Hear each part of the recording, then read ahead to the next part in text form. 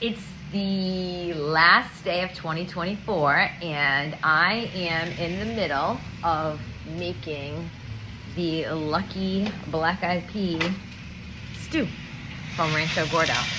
So I just have my onions and celery and garlic, carrots. Anyway, I'm going to take you on a little journey here to make this black-eyed pea stew that we're going to be serving tomorrow after the polar plunge. Exciting. Okay, everybody, happy New Year's Eve.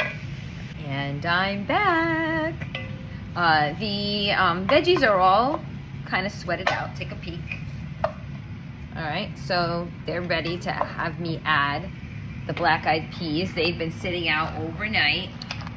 They got a little fatter because they absorb some of the water. I do not rinse. I leave the water that I put it in overnight because I like to get the nutrients, but my tummy is used to that. If you like to rinse yours a couple of times, feel free to do that. And here we go. I'm going to add it in. All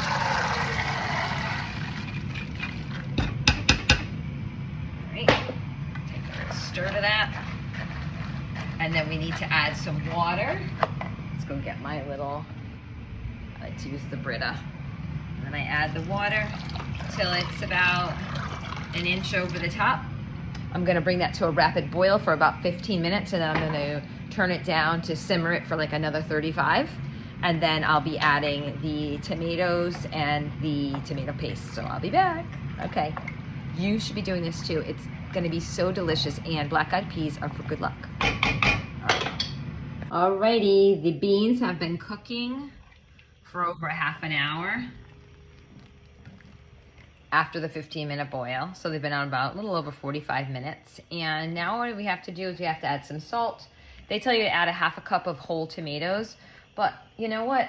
I had the Hunt's fire roasted diced, and I'm adding the whole thing because if I just take half of this and then I put the other half in the fridge, in like a week I'm gonna be tossing it with mold on top. So why not just add the whole thing in? It's gonna be delicious. I'll stir that in. All right. Then,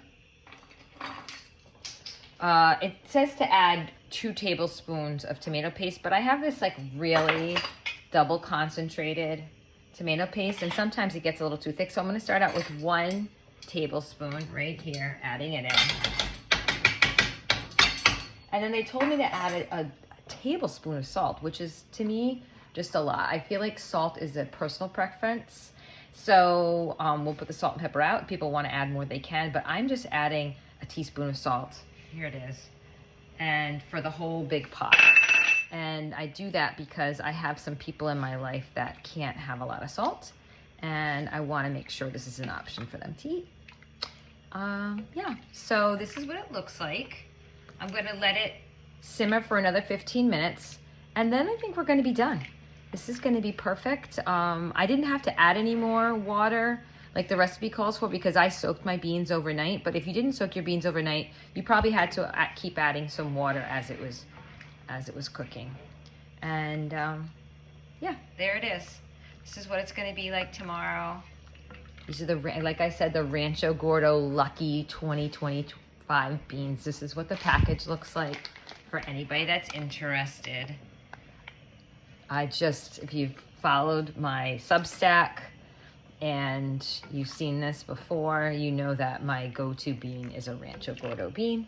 But any bean in your tummy is better than no beans at all. All right, have a happy new year, everybody. I hope you enjoy the stew. Take care.